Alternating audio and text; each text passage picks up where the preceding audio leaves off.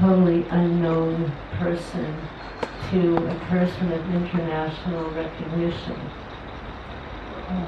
A few years ago, within the last maybe 3 years, Time magazine, which is, I think it's an internationally known magazine, it's a weekly magazine, listed 50 of the most famous, this is their words, 50 of the most famous persons who made significant accomplishments after the age of 50. And number 4 or 5 on the list was Srila Prabhupada, for having started an international society at the age of 70 plus. Of course, they were trying to encourage people to go out and explore their dreams, which is nice. But Srila Prabhupada was doing more than exploring a dream. He was fulfilling the order of his spiritual master, coming in a bona fide line of disciplic succession, dating back to Lord Chaitanya, to Lord Gita, to Lord Krishna himself. So, by some good fortune, I did have opportunity to have close personal association and service. And many times I'm approached by people who will kind of randomly come up to me and say, tell me a Prabhupada pastime. I call it the POD, Prabhupada on Demand. I just kind of want some entertaining, humorous incident. In fact, just recently somebody actually came up, not only wanted to know, but he wanted something humorous.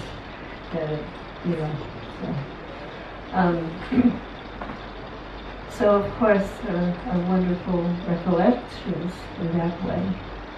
But I think it's also very important to bear in mind the position of Srila Prabhupada within ISKCON and as ISKCON members, our lives. So Srila Prabhupada was not just another acharya or another photo in the line of disciplic succession. For those who are maybe new, when we say disciplic succession, if you look on the altar, you'll see in the lower shelf some pictures. There's 5 of them there. Although if we had room and photographs, there would be a lot more. But these are the recent teachers, starting with Srila Prabhupada and then going back to his teacher, to his teacher's teacher, to his teacher's teacher, etc. So this is called disciplic succession. And we get our knowledge, our transcendental information in this way, that from master to disciple it's passed on. And the example is given of a mango fruit that if anybody has ever seen a mango tree, you see these big, huge mangoes, especially when they get ripe, they just get really large and full looking. So some fruits you can shake the tree, the fruit will come down, like an orange tree or a lemon tree. You can shake the tree, the fruit will come down, and not much damage. But if any, you shake a mango tree, and if the mangoes are ripe, you splut.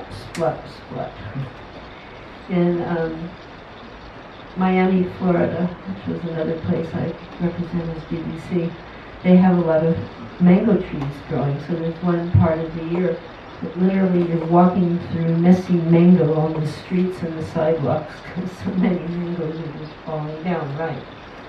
So if you're someone who's cultivating mangoes as a crop, or you want to eat them nicely, then the way to pick them is you send somebody up in the tree, and then another person, and another person. So you have a little chain of people. So the first one gets the mango, he passes it to the second one, who passes it till it reaches the ground floor.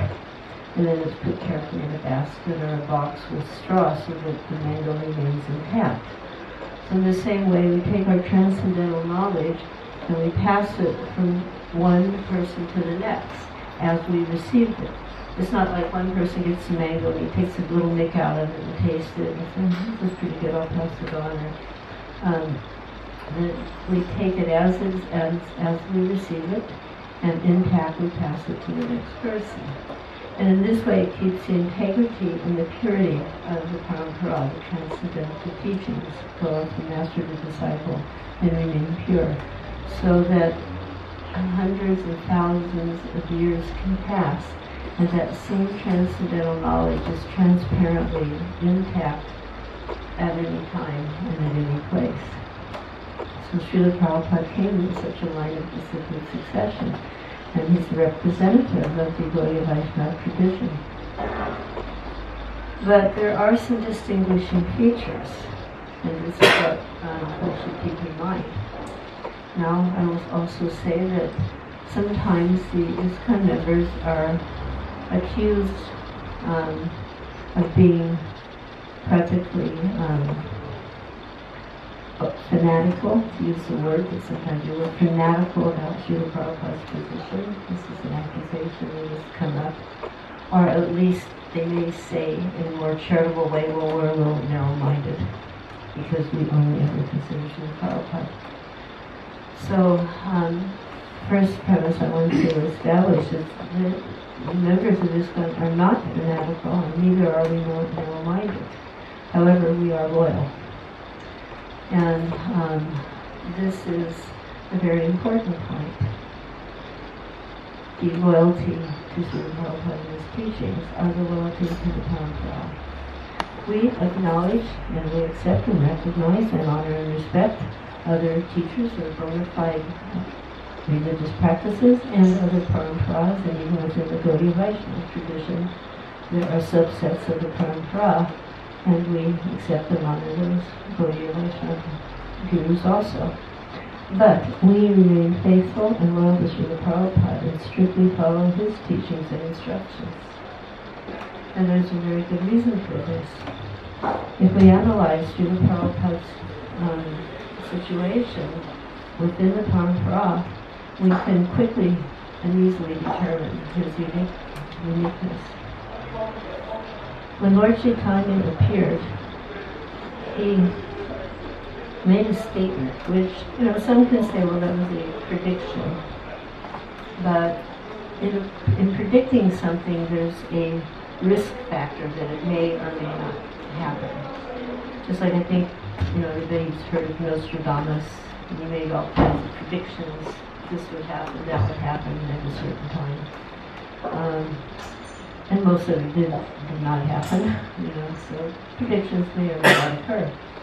But Lord Chaitanya was the Supreme Personality of Godhead himself. And therefore, when he would speak something, it really was more than a prediction. It was a statement of fact.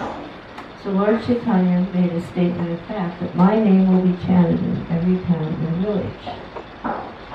And many persons, anyone who is familiar with the Gaudiya Vaishnava, anyone who is familiar with Lord Chaitanya, will know that statement. But many, particularly in the earlier days of Lord Chaitanya's mission and even in later days, took that to mean, at best, all over India.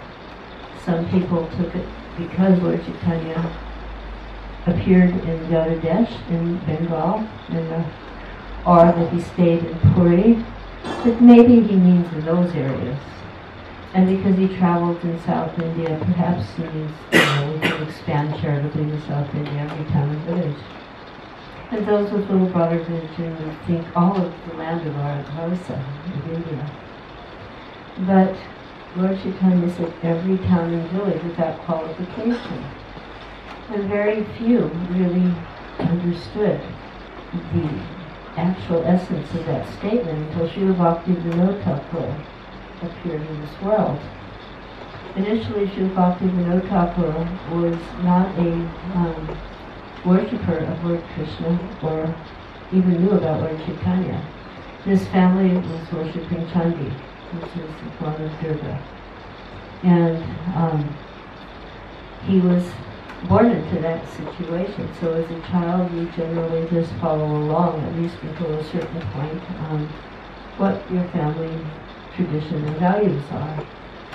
But as a very young child, he was always eager to know the essence, the truth of life. And he would ask the family priest. He came from a wealthy family, so they had their own mandir, their own temple, and their own Brahmin priests. And these priests were not able to provide a satisfactory answer. many Hare Krishna people, including myself, came from a Christian background. And many of us left that background because questions that we had about life and about truth were not being adequately answered. So this is something that has occurred before our time, and is a natural for an inquiring mind to seek the truth of any situation and not be satisfied until that truth is revealed to them. So he was not getting answers, and he was recounting in his biography how at night, when he was supposed to be asleep at night, he'd open his window and there'd be the night guard pacing back and forth, and he'd call him over to the window and he'd ask the night guard, what is the truth? What is the meaning of life? And actually one of these persons assigned to protect the compound was actually a devotee of Krishna, and he used to tell him about Krishna. And he had some interest in that way. But life went on, and he was sent to school, and then ultimately he went on to college. And at college he met very many different types of philosophies, and he also came in contact with Christianity, which for some time he studied very deeply and appreciated the mood and the sentiments that were being presented. However, he wasn't feeling completely satisfied. And it wasn't until he came across a copy of the Chaitanya Charitamrita and read that very carefully did he understand the absolute truth, who was God, and what was his relationship and position with God. And more so to understand who was Lord Chaitanya Mahaprabhu, what was his mission. And he became a follower of Mahaprabhu. Now at that point in time, the mission of Mahaprabhu had splintered and had weakened considerably. This was almost 450 years following his departure. And it is one of these facts of life that after there is a great acharya or a great teacher or an avatar, and then that person leaves, that there is some chaos. When the personality is present, everything can be filtered through them, so there's no unanswered questions. But when they leave, then questions come up and fighting for position and power. So there were many splinter groups from Chaitanya Mahaprabhu, but most of them were not bona fide or authorized because they were actually not representing in a pure manner the philosophy that he was teaching. So Bhaktivinoda Thakur, and on top of that, not only were there the splinter groups, the Vaishnavas in general were not being well received among educated people who just saw them as kind of derelicts almost. So Srila Bhaktivinoda, who was an educated person, saw past the external circumstance, and he took a commitment to restore the teachings, revive the teachings of Chaitanya Mahaprabhu, and to once again establish Vaishnavism as a world religion, as a religion where anyone from any status of life and any spiritual practice could find answers and find transcendental knowledge. So he was kind of like, you can say, alone in the world with this mission. And he prayed to the Lord that, please send me a son. He was a married person in Grihastha. Please send me someone at the rate of Vishnu who can assist me with my service. And then Srila Bhaktisiddhanta Saraswati Thakur, who is the second picture behind Srila Prabhupada's picture, and the son of Bhaktivinoda was born, and he took up the service of helping his father re-establish the purity of Gaudiya Vaishnavism. So it was into this kind of chain of command, if you will, that Srila Prabhupada entered. Now Srila Bhaktivinoda, in addition to being keenly interested in restoring the virtues of the Gaudiya Vaishnava tradition in the line of Mahaprabhu, understood the statement, "My name will be chanted in every town and village." He understood that this statement was not confined to the shores of Bharatvarsa of India, that indeed it meant the entire world. And he had made one very famous comment, I forget where it's written, but it is written, that when will that day come when we will see the people from Russia and England and America, and we'll see all these people here in the land of Navadvip, the place of Mahaprabhu, chanting Hare Bol, Hare Bol. When will that happen? So he had the vision and the understanding that Krishna's name was not meant to be kept contained within one particular continent. But in the 1800s, early 1800s, of course, communications and travel had not been developed yet. So how this was to be done was not immediately apparent. And Srila Bhaktisiddhanta, who greatly assisted his father in so many ways, in preaching and in literary works, established the Gaudiya Math institution specifically for propagating the message of Mahaprabhu. And he made an attempt in sending those 2 or 3 of his sannyasi disciples to the United Kingdom to establish a mission here on behalf of Chaitanya Mahaprabhu. And this, of course, was not successful. They returned without, after some time, without making a foothold. There was a few little people that they influenced. Recently I was sent a photograph of 2 ladies, and they were 2 ladies, I would say middle-aged, not quite yet elderly, so late middle-aged English ladies. And from their demeanor and dress, you could say that they were from good families, educated, and they had become disciples of Srila Bhaktisiddhanta. And the picture shows them studying a big book, Srimad Bhagavatam, in England. So their success was very negligible. It didn't make a dent in the world, you can say. There was also, I think, 1 or 2 disciples. So in 1922, Srila Prabhupada met his spiritual master in a reluctant way. He wasn't at that time himself eager to take up a spiritual career, since first of all he just gotten married. And second of all, and even more important to him, was that he was a follower of the Gandhi movement. So maybe some of you are not so familiar with the Gandhi movement, but it was a movement that was dedicated to liberating India. As it is different. Well, Srila Prabhupada's own father was a very pious person. He was a cloth merchant, and he was a very conscientious person, and he always would take the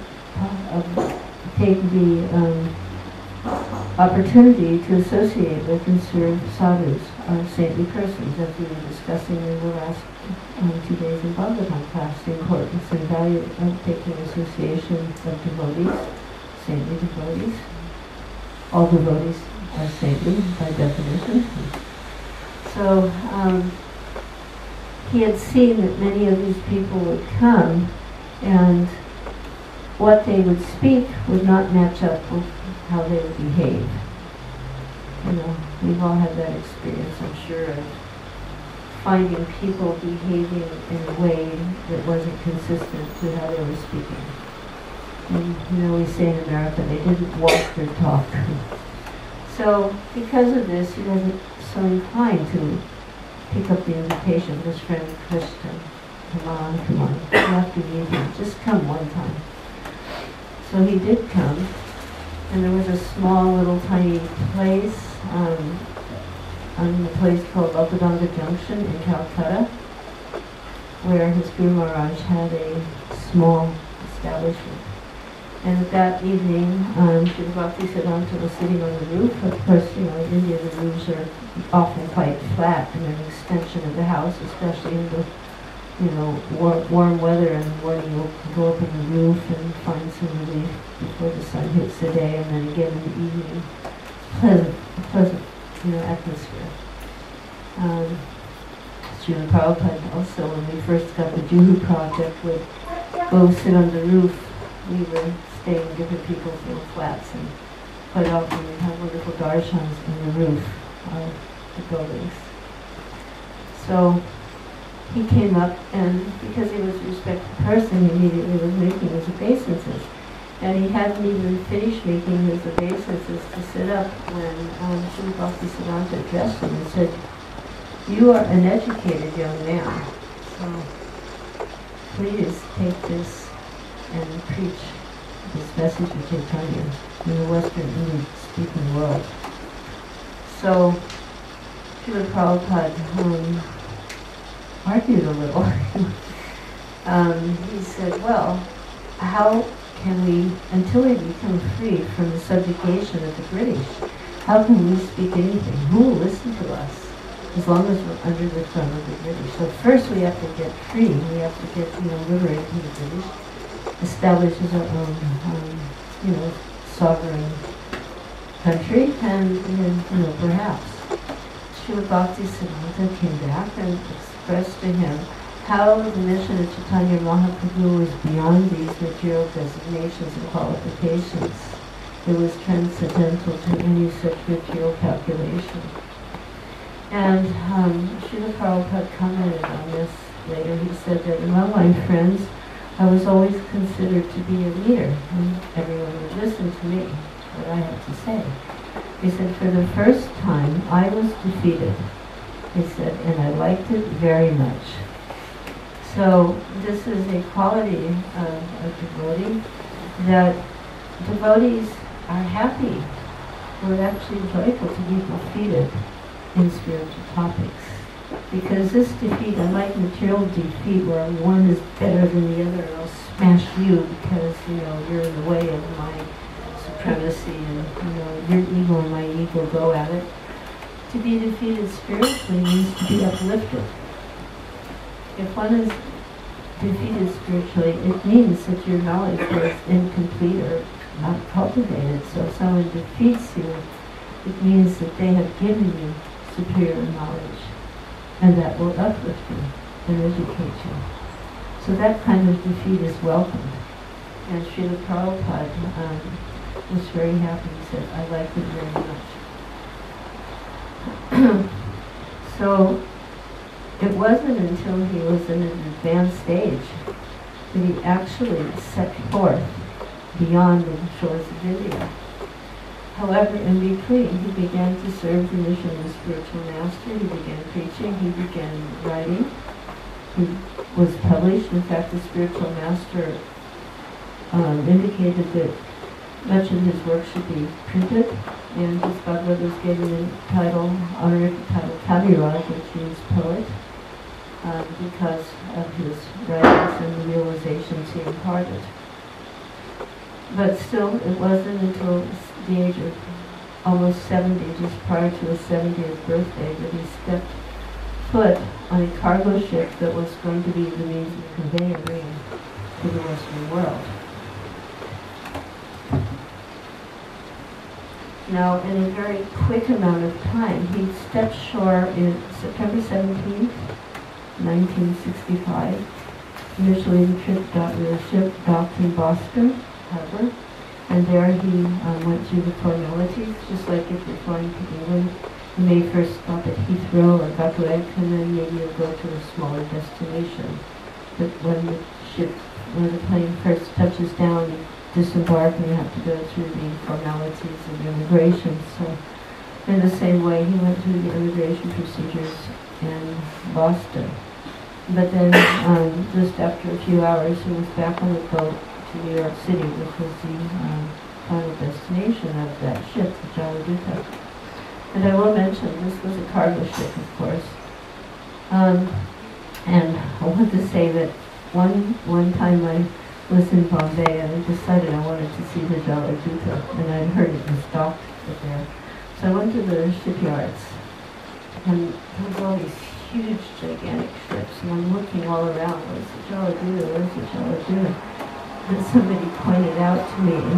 like these huge ships, and there was just this little tiny thing, the Jaladuta, and I thought, oh my God, it was so small.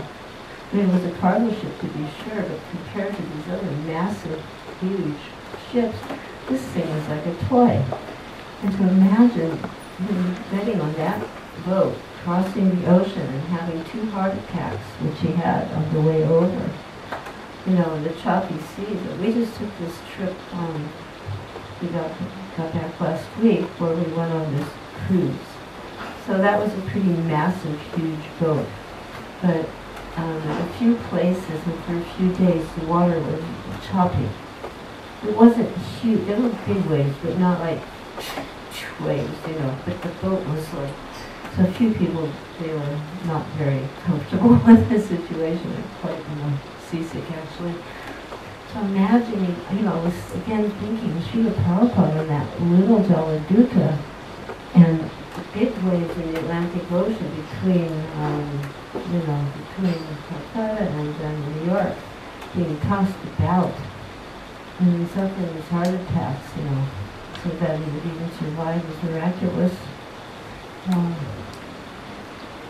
So he disembarked in New York, and he stated that I didn't know whether to turn right or to turn left. He was coming without anything more than an invitation from the son of a man he met casually on the street in Delhi. He happened to meet this person who took one of his Back to Godhead magazines, and he was printing and passing out, you know, trying to collect a little money from the Back to Godhead sales to be able to print the Bhagavatam. And this person happened to mention he had a son in America.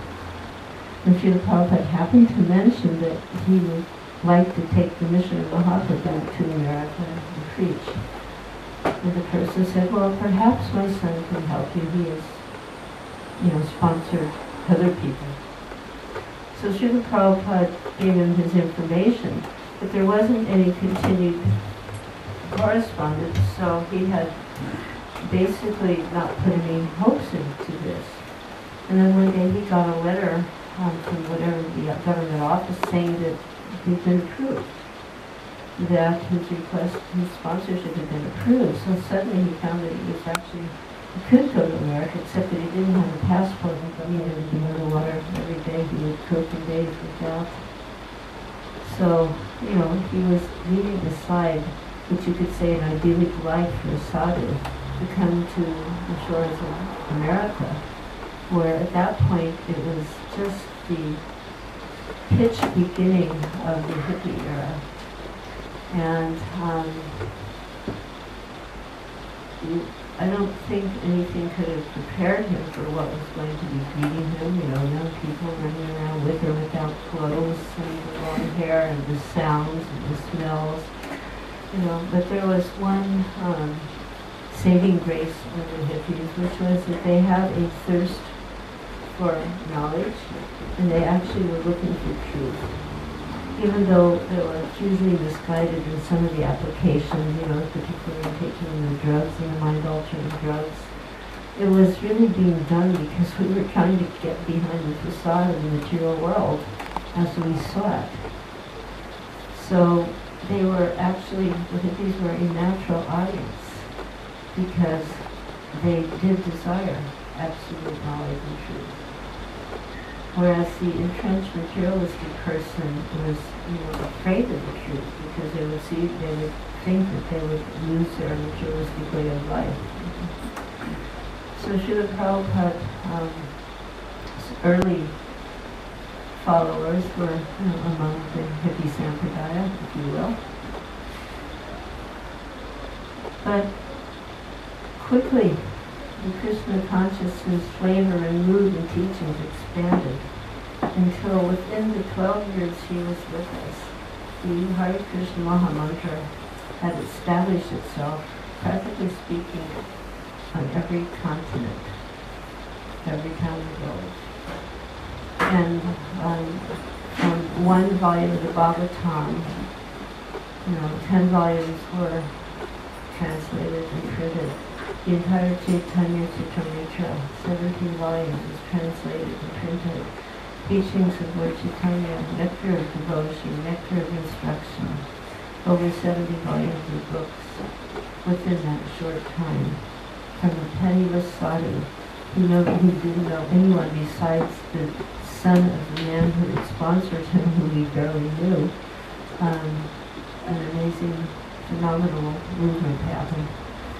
Sometimes people would say, like, oh, he's like, do you do magic? Do you know magic? And he said, my magic is that I've made the hippies into happies. So, how is this possible? Here's the point here. How is this possible? That we can understand from the Chaitanya Charitamrita and Madhya where it explains that no one can successfully preach the Sankirtan movement unless they are specifically empowered by the Supreme Lord. So, one who has been empowered by the Supreme Lord is known as BHAKTAfilms Avatar. And the BHAKTAfilms Avatar is one who is specifically empowered for a specific purpose, or a specific mission. So Srila Prabhupada was specifically empowered to preach the cult of Chaitanya Mahaprabhu and spread the Sankirtan movement. And this he did. It was an amazing short time of 11 years. From the time he left India, arrived in America, and subsequently departed from this world. So in this way, we can strongly say he's not just another acharya, because he did what none of the other previous acharyas have been able to do in spreading Krishna consciousness. So this is a strongly distinguishing feature that can never be eclipsed. It's something. Sometimes we just have these, or all of you just have these Olympics in London, and now they're having the Paralympics. And part of the excitement of the Olympics is, will we break a record? Somebody sets a record, and the most exciting part of the Olympics is when the record is broken. You break a record. You can't break Srila Prabhupada's record. This is a one of a kind. He's accomplished the goal of Chaitanya Mahaprabhu. Now that goal can be expanded upon, and surely that is what we are meant to do. But the goal can't be replicated because it's already happened. You see? So this is a distinguishing feature.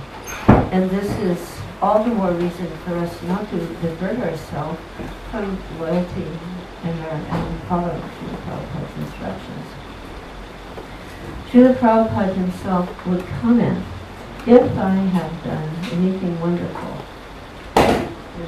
which was a very humble way of speaking, and he truly meant it, but if he had done anything wonderful, of course he did something extraordinary, it was wonderful.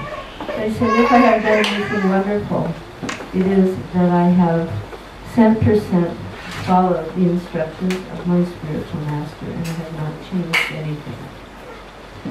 So this is another quality that distinguishes Srila Prabhupada, that he has remained faithful to the Guru Parampara and has remained completely faithful to his spiritual master. This is the correct mood and attitude of one, and this is borne out from evidence in the Srimad Bhagavatam in the 7th canto. We can understand from Dhruva Maharaj that he said that I was falling into a blind well full of snakes, but my spiritual master instructed me in the art of transcendence. Therefore, how could I ever leave his service? So, what is this blind well? The blind well is material world, material life, and the snakes are those material desires that attract us to the material world. So anyone in the material world is falling into a blind well of snakes. And there only hope is to be instructed in the art of transcendence by a bona fide spiritual master. And when that good fortune or that mercy occurs, then one should be eternally grateful. And in the words of Guru Maharaj, how could I ever leave his service? So it means once we've been given this gift of transcendental knowledge by the bona fide spiritual master, coming from Srila Prabhupada, we would be most foolish and ungrateful to leave the service. Therefore, this loyalty to Srila Prabhupada is not at all fanaticism, but it is the correct move and the correct response to the gifts we have received. And around April or May, he had a stroke and was having much difficulty in regaining his health. So at a certain point, he determined that it would be best for him to return home meaning Vrindavan, to regain his health. So actually in the Ayurvedic medicine, it's enjoined that if one is sick, they can actually recover better in their home. Because you're at home, you're familiar with the sight, the sounds, the smells, the food, the temperature, the climate, And when you're ill, all of these things can make an impact if you're in a foreign situation. And by foreign, it could just even mean like even being in a hospital, something like foreign hospital environment sometimes when you're sick. But if you're in a place, that you call home, then you're more relaxed and you're more open to, natural healing. So he determined he would go back home to Vrindavan and try to regain his health there. And he came to San Francisco. He'd been absent for some time due to his health, and we were so joyous to once again have this association. But he gathered us together in our small room, and our small temple room was actually, width-wise about the same size as this room, although this room was actually quite a bit longer than our little temple room in San Francisco was.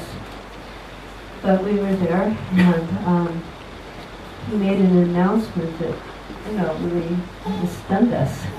He said, "I'm an old man. I may die at any time. So I want you boys and girls to carry on," and actually said to push on this movement. So every lecture we ever heard, we would hear it was like a sub-mantra: birth, death, disease, old age. Who here hasn't heard that? So we were aware of it. We'd heard about it. Someday, sooner or later, every one of us will die. Okay. But suddenly, Swamiji, as we called him at that point, was saying he was an old man. And that was another point. It's like, all right, he was 70 years old. 71 by that time, but we hardly thought of him as an old man. Among ourselves, the oldest person was about 27, and then it was like going down to one of the younger ones was like 14. It was a very young group of disciples and devotees. And during the hippie culture, there was this inherent distrust of older people because they represented authority, and we didn't want anything to do with authority. But here was Srila Prabhupada, who was elderly and authoritative, not by oppression, but by knowledge. And we didn't even think about it twice, we accepted his authority because it came with love, and it came with truth. And we didn't think of him as an old man because he was laying on the platform of spirit soul, and the spirit soul is eternally youthful. The spirit soul never gets old, it never dies. So then here he was saying he was an old man who may die at any time, and we were just shocked. And then he said, "I want you boys and girls to push on this movement." And to be honest with you, we hadn't even kind of thought that we were in a movement at that point, where it's just the New York group on the East Coast and our counterparts on the West Coast. We had this little rivalry with the rivalry in between because we each one just wanted to be with us. They wanted to be with them. And, a movement. Okay, he established International Society for Krishna Consciousness. We thought that was a little far-fetched, International Society, and then these two little storefronts, and one in New York, one in San Francisco, but we didn't question it, okay. But when he said that, it just was very stunning to us, and we understood this was serious. We were having a great time with Swami being one of these boys and girls. But he had a mission. We'd accepted his mercy, and we had an obligation to reciprocate. And he wanted us to help push on the movement. So we suddenly were feeling very inadequate. When he was present, whether he was physically present in San Francisco or New York, he would be present. We knew where he was. And his presence was empowering. And he would tell us, go out and preach. And we would wonder, how can we do that?